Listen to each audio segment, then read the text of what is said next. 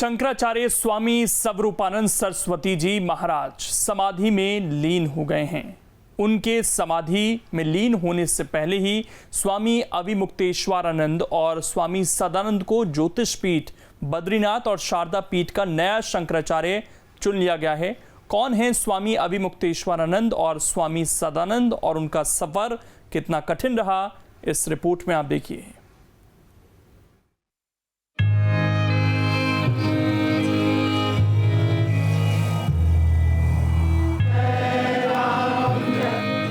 हिंदुओं के सबसे बड़े धर्मगुरु माने जाने वाले शंकराचार्य स्वामी स्वरूपानंद सरस्वती जी ब्रह्मलीन हो गए हैं। नरसिंहपुर के परमहंसी गंगा आश्रम में राजकीय सम्मान के साथ भूस्वामी स्वरूपानंद सरस्वती को भू समाधि दी गई। स्वामी स्वरूपानंद सरस्वती महाराज करोड़ों सनातन हिंदुओं की आस्था के ज्योति पुंज थे। जगत गुरु शंकराचार्य का 99वां जन्मदिन हरियाली तीज के दिन मनाया गया था। स्वरूपानंद सरस्वती जी को भू समाधि देने से पहले शंकराचार्य जी के उत्तराधिकारी का ऐलान किया गया।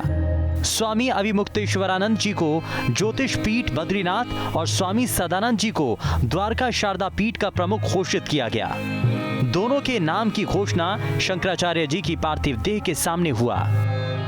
शंकराचार्य स्वामी स्वरूपानंद सरस्वती ने अपने जीवन काल में ही अपने उत्तराधिकारी तय कर दिए थे।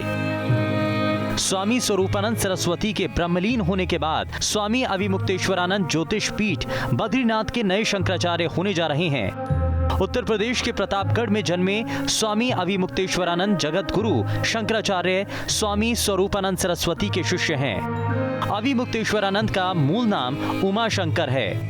प्रतापगढ़ में प्राथमिक शिक्षा के बाद वो गुजरात चले गए थे। गुजरात में उन्होंने संस्कृत की शिक्षा भी ली थी और शंकराचार्य के प्रतिनिधि के रूप में ज्योतिष पीठ का कार्य संभाल रहे थे।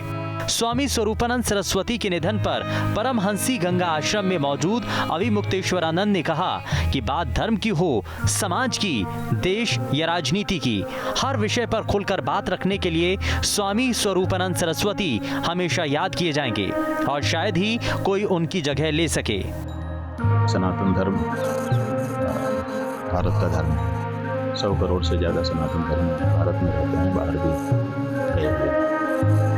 उन सनातन धर्मियों का नेतृत्व धर्माचार्य करता है और उन धर्माचार्यों में सबसे वरिष्ठ धर्माचार्य पिछले 20-25 वर्षों से सबसे वरिष्ठ के रूप में जगत गुरु जी महाराज थे। सनातन धर्म की कोई बात आने पर वही मुखर होकर के बोलते थे, बाकी लोग उनको सुनते थे और उन्हीं के साथ हो जाते थे और सोचते थे कि हमने भी कुछ कर लिया।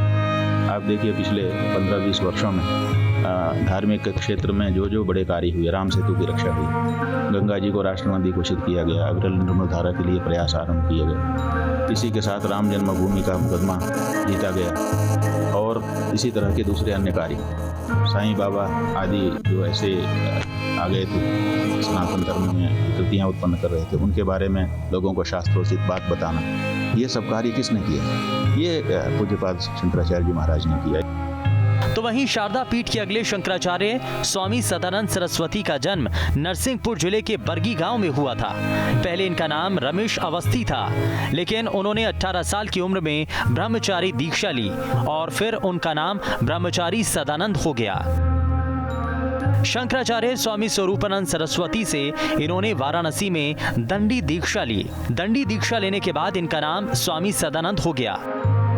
अब ये गुजरात में द्वारका शारदा पीठ में शंकराचार्य के प्रतिनिधि के रूप में काम करते थे। स्वामी स्वरूपानंद सरस्वती के निधन पर सदानंद सरस्वती परमहंसी ने दुख जताते हुए कहा कि देश में गंगा शुद्धिकरण, गौ रक्षा अभियान, आजादी की लड़ाई और अयोध्या में राम जन्मभूमि स्थल पर मंदिर निर्माण के लिए स्वरूपानंद सरस्वती हमेशा याद किए जाएंगे। यस्यांतम नादि मध्यम नहीं कर चरणम नाम गोत्रम न सूत्रम। गुरु तत्व का आना जाना नहीं होता है, तो तत्व के रूप में वो हम सब आप लोगों के पास विद्यमान हैं, विद्यमान रहेंगे। आध्यात्मिक क्षेत्र में उनके जीवन की हुई जो कृतियां हैं, जो कुछ उन्होंने किया है स्वतंत्रता संग्राम से लेकर के आज तक, उसकी मूर्ति तो कोई कर नहीं सकता है। ऐसी मूर्ति कोई दिखाई नहीं देती है।